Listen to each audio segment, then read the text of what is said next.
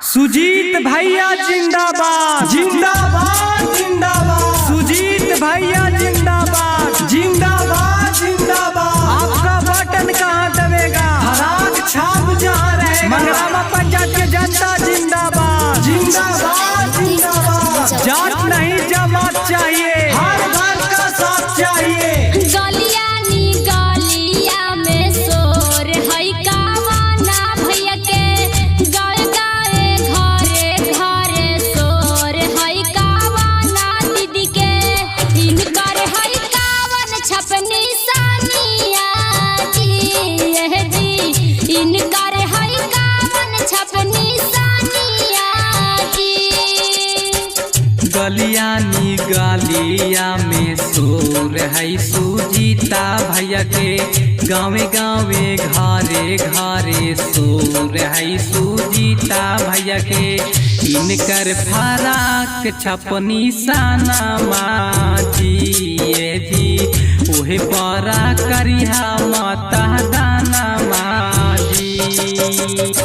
मंगरामा पंचायत से लड़ा थिन सुजीता भैया मंगरामा पंचायत से लड़ा थिन सुजीता भैया पंचायत समिति के चुनावा जी यह जी भूलिहाना फराक छपनी साना माजी।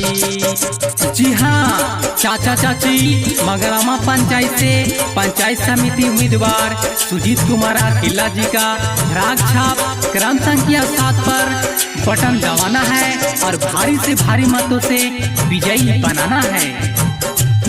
सुजीत भैया जिंदाबाद जिंदाबाद जिंदाबाद। सुजीत भैया जिंदाबाद जिंदाबाद जिंदाबाद।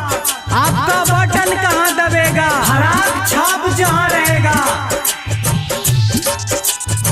युवा के सनमा हाथिन गहरी बन के जाना हमाजी युवा के सनमा हाथिन गहरी बन के जाना हमाजी जनता में बसेला पराना माजी यह जी इनका पाती है सब ध्यान माजी।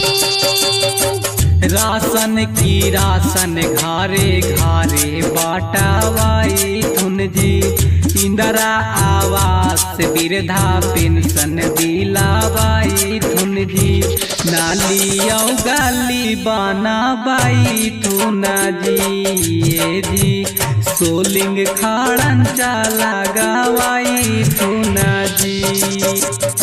मंगरामा पंचायत से पंचायत समिति बनाई हाजी सुना चाचा चाची अब की बतिया ना भूलाई हाजी 7 नंबर पर करिहा माता दाना माजी यह जी सुजीत भैया के जीतई हाजी।